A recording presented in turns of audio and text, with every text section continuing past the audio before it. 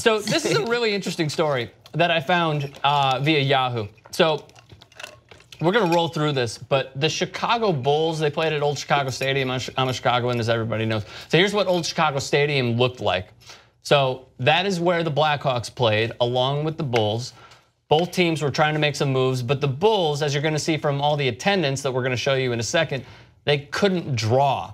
Their home attendance was about, not on average, but total, was about 14 to 15,000. What they had through the 60s and 70s was 4,000, 3,000, 3,000. Then they got up to 10 once they started getting okay.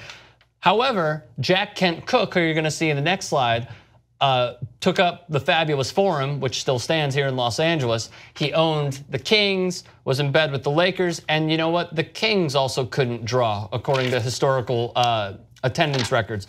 Well, they were at 8,000, 8,000, 8,000, 8,000, and 8,000. And that's via HockeyDB.com. So what happened? Well, the Lakers had some guy named Wilt Chamberlain that I'm sure you've heard of previously. Tall. Look at those legs. And he's had sex with more women than all of us combined. 10,000. And then Bobby Hull was a great player for the Chicago Blackhawks. And as you're gonna see, both players respectively put up ridiculous numbers. I mean, look at the 60s for Wilt Chamberlain, the points per game.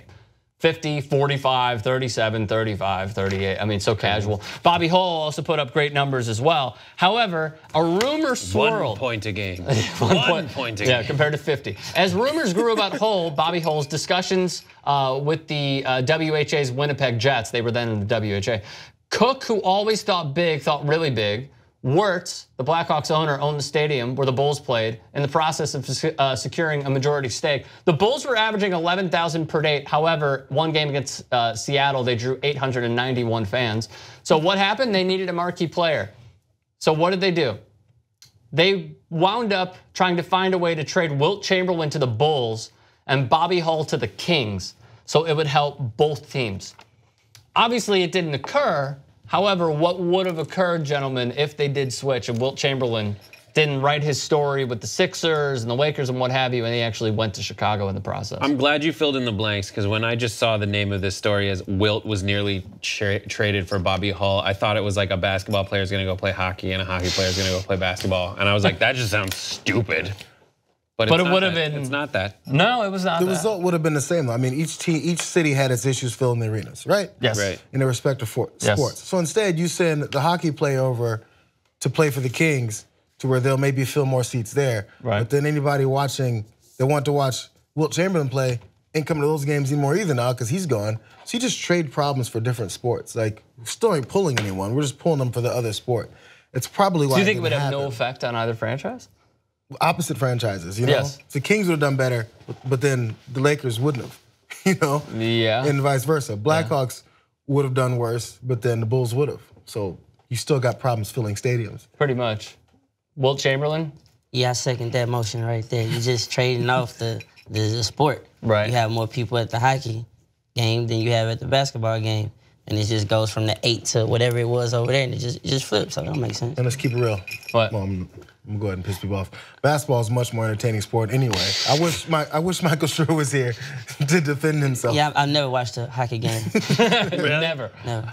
As a basketball fan and not a hockey fan, every time I watch a hockey game, I'm like, stop hitting each other and just play defense.